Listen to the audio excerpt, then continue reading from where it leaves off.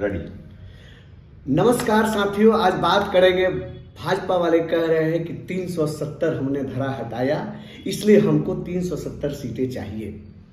देश की आजादी के बाद जम्मू और कश्मीर के साथ क्या हुआ, ये सारा इतिहास में दर्ज है। धीरे धीरे वहां से जो भी सरकारें रही, उन्होंने कुछ नियम बदल दिया।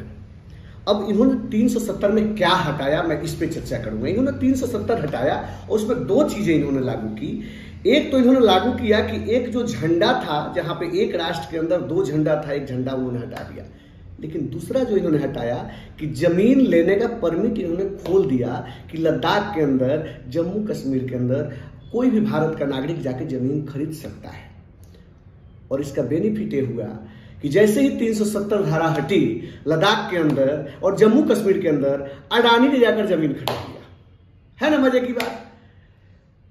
सोनम वांगचुक जी 21 दिनों तक प्रदर्शन करते हैं, अनशन करते हैं, कोई पूछने नहीं जाता। वो कहते हैं, सवाल पूछते हैं कि आपने हम लोगों के साथ छल किया है, आपने अडानी को जमीनें दे दी, बड़े बड़े व्यवसायियों को जमीनें दे दी, आपने खदानें दे दी।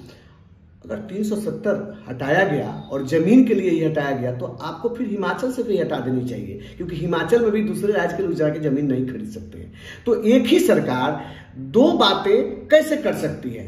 एक जगह 370 हटा रही है और कह रही है कि वहां पे बहुत कुछ बदल गया। क्या बदल गया? सेना पहले आप ही का था, गृह मंत्रालय ही रिपोर्ट लेता था, राज्यपाल वहां भारत का रिपोर्ट लेता ही था, वहां पे टैक्स जो लगता था, जो भारत में लगता था, वही जम्मू कश्मीर में। आपने चेंज क्या किया? कुछ भी चेंज नहीं किया। आप सिर्फ प्रोपेगेंडा तय करने के लिए आपने 370 हटाया और झूठ मूठ का एक नरेशन कसा। और क्योंकि आपको पता था कि आप वहां सरकार नहीं बना पाते हो, इसलिए आपने चाहा कि वहां पे एलजी के माध्यम से हम वहां पर शासन करें। और इसका खामियाजा ये उठाना पड़ेगा कि सत्यपाल मलिक जी ने इसका खुलासा किया था कि किस तरीके से 400 केजी आरडीएक्स के द्वारा 40 सेना के जवानों को शहीद कर दिया जाता है। ना मजे की बात? सोचिए। नमस्कार।